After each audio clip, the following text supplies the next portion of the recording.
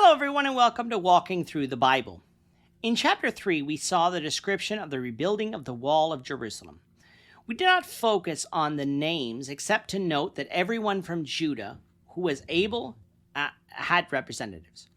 This was a large task, and so it required great labor. However, with the exception of a section on the east side of Jerusalem that was completely new, what was being done here was repairing the wall and the gates so that the city would be enclosed. Now, don't get me wrong, this was a major undertaking, but it was not the same as completely rebuilding a brand new wall. The sections that could be kept would be kept, with the rest being repaired. But there's also something else we need to realize. Chapter 3 was a synopsis of the entire work. The wall won't be completed until the end of chapter 6. Failing to realize this might cause some confusion with what we're about to read concerning the opposition that the Jews would face. So if you have a Bible with you, you can turn to Nehemiah chapter 4. We're going to be reading from verses 1 to 9. If you don't have a Bible, don't worry, just follow along with us on the screen. The version that we'll be reading from is the New King James Version. So, Nehemiah chapter 4, beginning at verse 1.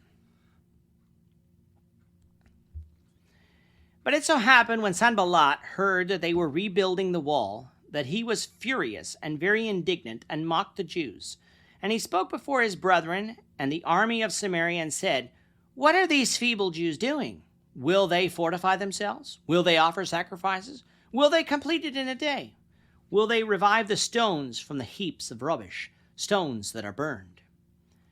Now Tobiah the Ammonite was beside him, and he said, "Whatever they build, if even a fox goes up on it, he will break down their stone wall. Hear, O our God, for we are despised. Turn their reproach on their heads, and give them as plunder to a land of captivity. Do not cover their iniquity, and do not let their sin be blotted out from before you.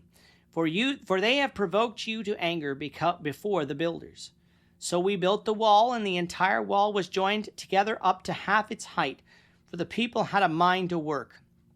Now it happened when Sanballat, Tobiah, the Arabs, the Ammonites, and the Ashdodites heard that the walls of Jerusalem were being restored and the gaps were beginning to be closed, they became very angry, and all of them conspired together to come and attack Jerusalem and create confusion. Nevertheless, we made our prayer to our God, and because of them, we set a watch against them day and night. At the end of chapter 2, we had Sanballat, Tobiah, and Geshem the Arab coming to Nehemiah and mocking him and the Jews for desiring to rebuild the walls of Jerusalem. Here in chapter 4, we see that there's a continuation of that. The rebuilding of the walls of Jerusalem angered Sanballat and Tobiah. Why? Because it meant that the Jews could grow stronger in the region and maybe even threaten their existence in Samaria. As long as Jerusalem remained unprotected, the Jews would live under constant threat from its neighbors and maybe even Persia. They would also be under constant threat of being deported or being attacked. As long as Jerusalem remained unprotected, the Jews could be derided as not really being a people, or their God not really being a God for not protecting them.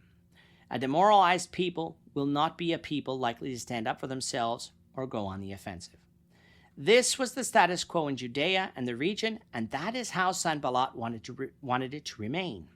With the arrival of Nehemiah, though, things were changing rapidly. First of all, Nehemiah came with the appointment of being governor, and thus he came as an equal to Sanballat, with Sanballat likely being the governor over Samaria. This appointment came from Artaxerxes himself, so it couldn't even be challenged. And as governor, Nehemiah rallied the Jews to finally do what they should have done almost a century earlier, rebuild the walls of Jerusalem after they had finished building the temple. Sanballat, though, wasn't going to go down without a fight, so he and Tobiah came to Jerusalem to mock the Jews in order to demoralize some of them. This is psychological warfare, but such warfare is often effective because people don't like to be mocked. People often don't like to be told that they're on the wrong side, and so if Sanballat can simply get some of the Jews to question Nehemiah, their God, or their mission, perhaps he can get this whole building project to come to a halt. Sanballat started by calling the Jews weaklings. In doing this, he was mocking them by saying that they weren't strong enough to build a wall of protection around Jerusalem. Tobiah goes on to say that even if they do build it, if a fox went underneath it, the whole wall would come crashing down because it wouldn't be made properly. Sanballat even mocked the pace they were moving at, for we'll find out later that this wall was completed quickly. Would they complete it in a day? Would they sacrifice to God in order to get that to happen? Would he enable that and perhaps even revive this rubble to make stones? So Sanballat is not only impugning the character of the Jews here, but the character of God as well. Would such tactics work? Not with Nehemiah around, it wouldn't. Nehemiah prayed that God would know the Jews' situation, that they were despised, and would hear the mockery of their adversaries and return the reproachful words back on their own heads, and if it was his will, plunder them to a land of captivity. It is not often thus far in our walk through the Bible that we read of prayers of imprecation, but it was wholly appropriate here. Nehemiah wasn't going to take out revenge upon his enemies. He was calling on God to execute judgment and not to overlook these people's iniquity. Nehemiah knew that they were doing the will of God, and likewise he knew that God would bless them in this work. There's nothing wrong in calling on God to punish the wicked. However, under Christ, that doesn't mean that we hate the wicked, that we mistreat the wicked, nor does it mean that we don't seek the wicked's salvation. Sanballat did not want to be saved by God. He was actively seeking to stop the will of God. So Nehemiah prayed this prayer. And from what we see, God answered Nehemiah's prayer in that Sanballat was not successful in stopping the Jews from rebuilding the wall. It is said that Sanballat even conspired with the surrounding nations to attack Jerusalem to create confusion. What did the Jews do? They prayed to God for protection and set up watch so that the work could continue. We often have talked about the providence of God not overriding the free will of man, and yet God's will always be done. We see that here in Nehemiah. Sanballat was actively seeking to frustrate the will of God, and yet he was the one being frustrated. If God wills something to happen, God will ensure that it happens. It may not happen the way we expect, but it will happen, and it will happen in God's time.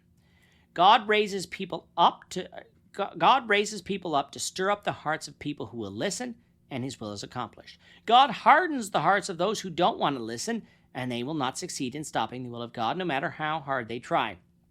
God knows us better than we know ourselves. He does not need to instantly strike down dead every evildoer in order for his will to be accomplished.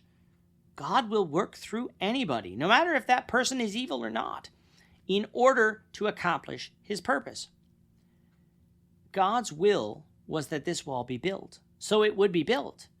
The Jews still had to respond in faith, but they had Nehemiah to encourage them to continue praying, so God continued to protect them and bless the work of their hands.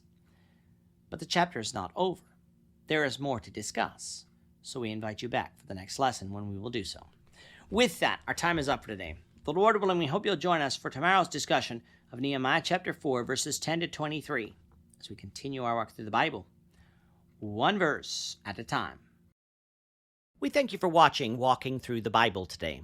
If you have any questions or comments, you can leave them below.